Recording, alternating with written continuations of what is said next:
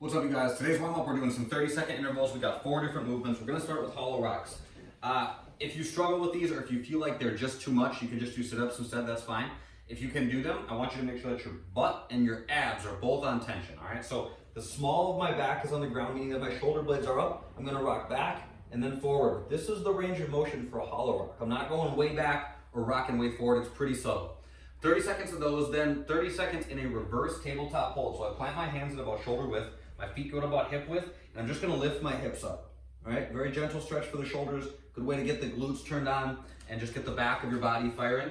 Then we're gonna run in place for 30 seconds. The higher you lift your knees, the more challenging that will be. And then we're gonna do 30 seconds in an active squat hold. So here's a passive squat hold, active is here. All right, thighs roughly parallel to the ground.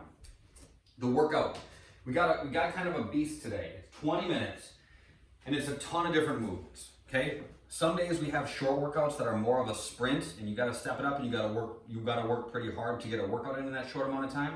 Other days we have stuff like this, which is important to make sure that you're working at a pace that you can sustain throughout, and also that you're okay with taking some rests where you need. But I will say that you need to earn your rest. Okay, so if you're just doing like 3 reps here, 2 reps there, and then resting, and it's just too much, you need to modify. Okay, we need to go to body weight movements, or we need to decrease weight, or whatever. So kind of find that happy medium that allows you to work consistently throughout for 20 minutes. Taking rest as is needed, but that you're never like sprinting so hard that you're completely gassed and are just forced to rest out of complete necessity. So for 20 minutes, the equipment version of this thing, we're gonna start with it's 40 reps of everything, so kind of a lot. And if you look at this and you're like, oh my God, for the size of the dumbbells that I have, 40 reps of that would take me 20 minutes to get through just that one movement alone, do less. Maybe you half that. Maybe you do 20 reps of each. Maybe you do 35 or 30 or something like that. You guys always have the freedom to kind of mold these things as you need. And if you're ever like, I just don't know what's right. Is this gonna be too little? Is this gonna be too much? Hit me up, shoot me an email. We can schedule a call, whatever, and I can always go through this stuff with you because I'm happy to help. Hand-to-hand swings are first, okay? So I grab one dumbbell, I'm gonna swing it back between my legs and I open my hips up to here. My free hand comes up, grabs the handle, and then I transition and swing back down, all right? If you're scared of that, just hold the dumbbell with both hands and just do traditional Russian swings like so. The idea with these is it should be an exercise that emphasizes tension in the glutes and in the hamstrings. So when I send my hips back, I feel tension here, okay? What happens a lot of times is that instead of sending our hips back, watch, this is kind of a subtle difference. We do this. Our knees go forward, okay? I feel tension in my knees, actually, not even in the muscles, but in the knee joint when I do that. As opposed to going back like this, I don't feel anything in my knees and I feel my hamstrings light up. That's what we want to use. So as you guys work, maybe even before you work, just try this a couple times. Just load, feel your glutes and your hamstrings turn on, and then stand back up. That's the motion we're using for these swings. So with the dumbbell, open my hips, swing and transition. Open my hips, I swing and transition. Good times. 40 of those. Oh, next, brutal. 40 dumbbell rows, all right? So I put the dumbbells down to about shoulder width. I'm gonna go to a plank on my hands, and each time I row is 1, 2, 3, 4, so on and so forth. Look at the position of my arms at the top, okay? My forearm is vertical from the ground. I'm here, I go a little bit wider than my hips with my feet. 1, 2, so on and so forth. Here's what I'll say about these. They suck, they're challenging, right? So when you're doing them, what I would encourage you guys to do is when you get going, always make yourself do a few more reps than you want to in each set, okay? If you can get this done in 3 sets instead of 4, you will significantly decrease the amount of time that you spend doing these things, okay? We always have more in the tank than we think we do. And in this one in particular, the more we break it up, it's gonna take exponentially longer to get through. So when you get into your set and you're planning on doing a set of 20 and you get to 15, like make yourself get to that 20 mark, okay? Make yourself get there, or if you get there, go even maybe a few more, as long as you can keep your technique tight. But get these done in as few sets as possible, because it's really tough to talk yourself into wanting to get back in that plank and start ripping them out again, okay? Nice and steady on those. After that, we're doing lunge steps. So these are gonna be forward stepping lunges, and they're just body weight, okay? We'll go back and forth between using equipment and some body weight stuff. Use this as a chance to get your breath, okay? To move at a moderate pace, get your breathing back under control. I like to go hands on top of my head, and I usually will just start breathing through my nose when I do these. Just nice and slow, big, steady breaths. It just helps me calm down a little bit before I get back into the next one that's a little bit more intense. I step out, gently tap that back knee, and then stand back up. Steady pace on those. Next up, we're doing dumbbell snatches. So This is gonna be a little bit more intense again. We got some weight, it's a pretty fast movement. Dumbbell starts between my feet. I'm gonna open my hips quickly and in one motion bring the dumbbell all the way up to overhead. When I catch, when you guys catch, I want your elbow to be locked out. Same rules apply to me, don't worry.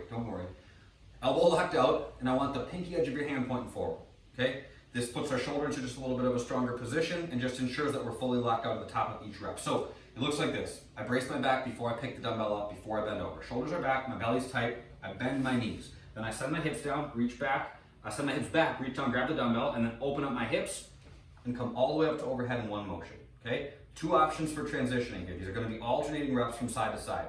You can bring the dumbbell back down, transition, touch, and go, or you can set the dumbbell down, switch hands, and go, okay? The idea when we do dumbbell snatches is that this is what's moving the weight, okay? Open your hips quickly. You will feel a noticeable difference.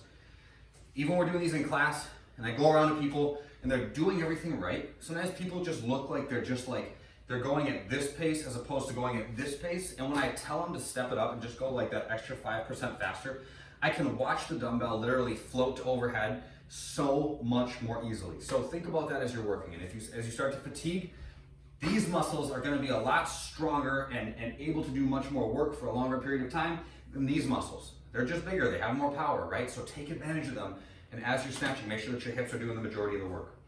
After that, we're doing push-ups, okay? 40, not a small set. Quality, make them good. At the bottom, this is the position at the bottom of the push-up, okay? 45 degrees between our upper arm and our ribs. Chest touches the ground, there's no snaking up. There's also no shame in having to scale push-ups, none at all. If you guys gotta go from your knees, that's all good. If you gotta put some books down between your hands to keep your body in a straight line, that is all good. Make them good, quality reps, that's what matters most. So I go to a plank, hands right about shoulder width, rock forward, lower down, touch my chest, and then push back up. You guys like that? That was pretty risky right there. After that, tuck ups. I lay on my back, arms are up overhead, feet are together, toes are pointed, arms are up overhead. I'm gonna bring my chest to my thighs and then come back down. That's 1, 2, 3, so on and so forth. And then last but not least, we're doing dumbbell push press, all right? We're using our legs to get the dumbbells moving. That's really important. I start with the dumbbells on my shoulders. I dip, drive, and press to overhead. Moderate on the pace on these. If you rip through them, if you go at like a pace that you could do 10 in record speed for your first set out of the 40, you are gonna be smoked. So keep in mind that we gotta get through this thing, right? We gotta get through all 40, and it shouldn't take you 5 minutes to do so. So, dumbbells are on my shoulders. My legs are doing the work here, okay? I squeeze my belly, I dip, staying vertical, so not leaning, okay? Dip, drive, and push. Come back down, dip, drive, and push, okay? My belly is tight throughout, especially when the dumbbells are overhead. Sometimes people get fatigued and they start to do this thing. We're working against ourselves when we get into that position, so make sure we'll cue it as keep your belly tight, pull your rib cage down. There's a few different ways to think about it, but make sure that this is in place. Glutes on tension as well when the dumbbells are overhead. Okay, that means that your body from the core to the extremities is staying in a strong position. That's the body weight version. So I'm trying that's the equipment version. So you guys cycle through that, 40 reps of everything. If you get through the push press in 20 minutes, you go back to the top. We keep working, okay? Rest as is needed, but again, be moderate on your pace, considering that we have 40 minutes ahead of us to work, okay? The body weight version, same basic idea. We're gonna start with plank shoulder taps.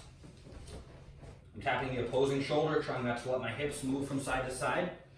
Lunge steps, leg lifts. We already talked about lunge steps. Leg lifts, my feet are out in front of me, my legs are locked. I lift up and then tap my heels. After that, we're doing push-ups. We already talked about those. Split squats. So this will be 20 per side. Break them up as you choose, you guys. If you want to do 5 per side, 10 per side, all 20 per side, whatever. Find a split stance. Okay, my feet are at about shoulder width apart, so I'm not standing in a straight line. Got a little distance between them. I'm going to keep my torso vertical. Again, if this helps, put your hands on top of your head. You're just going to tap that back knee to the ground and then drive through your front heel and stand back up. Last tuck ups, we already talked about those. If you guys are doing the equipment version and something that doesn't feel so good and you want to swap out stuff from the bodyweight version, you can always do that. Okay, there's always room for making these things fit. I know that it sucks that I'm not there to be able to tell you what exactly to do. You can hit me up, you can send me an email, or you can always swap out for some of the bodyweight movements. The mobility today, there's no accessory work. We've got a long workout. There's no accessory work. There's no fun afterwards. We're going straight to mobility, and even the mobility is super chill. We're gonna do child's pose for 4 minutes, but just because it's chill does not mean that it's not worth the while. Take this on for sure. All right, knees go out wide, feet point together. I like to start like this. I just sit my hips back over my heels, just get my hips into position, and then I just walk my hands out in front, and we're just chilling. Just like so. It's 4 minutes. Gives you a chance to catch your breath, get your breathing back under control, slow down a little bit, okay? It's also a good stretch, good way to open the shoulders, good way to close the hips, flex the knees, extend the ankle. There's just a lot going on there. It's a really good stretch, even though it's a pretty passive one. Have a good workout, you guys. That's it for today. If you have questions, get in touch. Otherwise, that's all I got for you. Have a good workout. Have a good day. I'll see you soon.